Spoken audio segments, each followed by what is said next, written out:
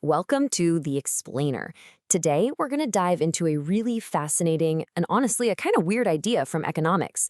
It's the idea that in a perfect, ideal world, money doesn't really matter. Yeah, you heard that right.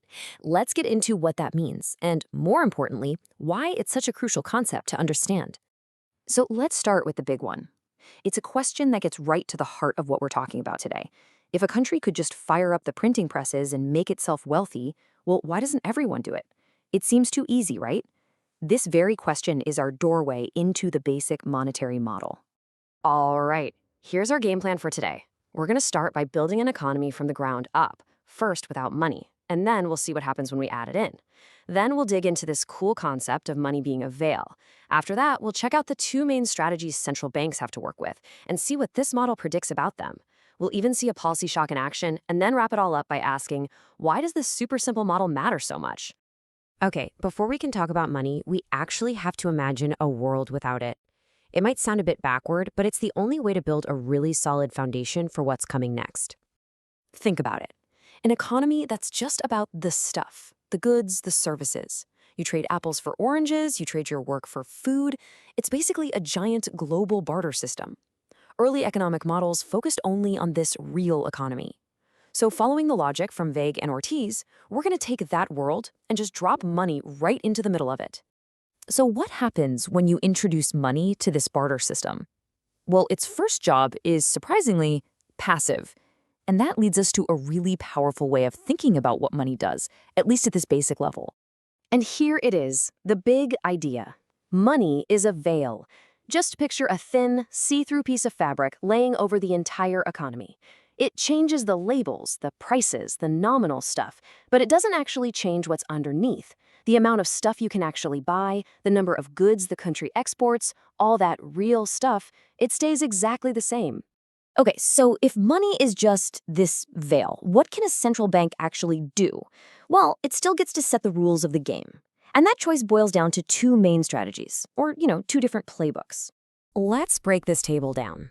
On one side, you have a predetermined or fixed regime. This is where the central bank says, we are locking in the exchange rate right here. Because they've picked that lever to control, something else has to give, and that's the money supply. It has to automatically adjust to keep that exchange rate stable. The other playbook is a flexible regime. Here, the central bank says, forget the exchange rate, we're going to control the money supply directly. And they let the market figure out what the currency is worth. The key takeaway? You can either control the price of your money or the amount of it, but you absolutely cannot control both. So now that we've got the rules, we can see what the model says will happen when a central bank actually tries to make a move. And it makes two really powerful, really clear predictions. First up is this idea of neutrality. What it means is, if the central bank just, say, doubles the amount of money in the economy overnight, it has absolutely zero effect on anything real. Your consumption doesn't change, the country's output doesn't change. The only things that change are the price tags. They all double. Then you have super neutrality, which is even wilder. It says it's not just a one-time change that has no real effect. Even changing the speed you print money, say going from a 2% growth rate per year to 10% per year, still doesn't change anything real. That only affects things like the rate of inflation. Meanwhile, the real economy just keeps on doing its thing, totally unaffected. Okay, that's enough theory for a minute. Let's actually see what this looks like when it happens. What does the graph of a classic policy move, a permanent devaluation of the currency, actually look like? Oh, this chart just brings it all home perfectly. Look at panel A. See that big jump at time zero? That's the exchange rate, E, being devalued. It's a permanent step up. And you see other nominal things react, like international reserves in panel F. But now, and this is the amazing part, look at panel B. That's real consumption. It is a perfectly flat, boring line. The big policy shock happened, and it did literally nothing to how much people were actually consuming. It's the veil in picture form. So I know what you might be thinking right about now. If money doesn't do anything real in this model, why are we even talking about it? This doesn't sound like the world I live in. And you know what? That is exactly the right question to be asking. It gets us to the most important point of all. This simple model is our baseline. It's our perfect laboratory where nothing gets stuck. By proving that money is neutral in this ideal world, it forces us to ask the most important question. What's different in the real world? What are the frictions that give monetary policy its power? Things like wages that are slow to change or prices that are sticky. Those are the things that finally lift the veil. you have to understand the simple case first before you can tackle the complex one.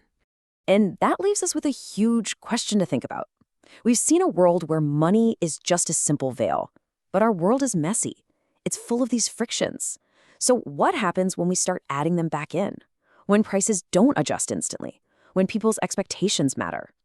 Answering those questions is how we turn this simple foundational model into a tool that can actually explain the complex, fascinating economy we live in every day.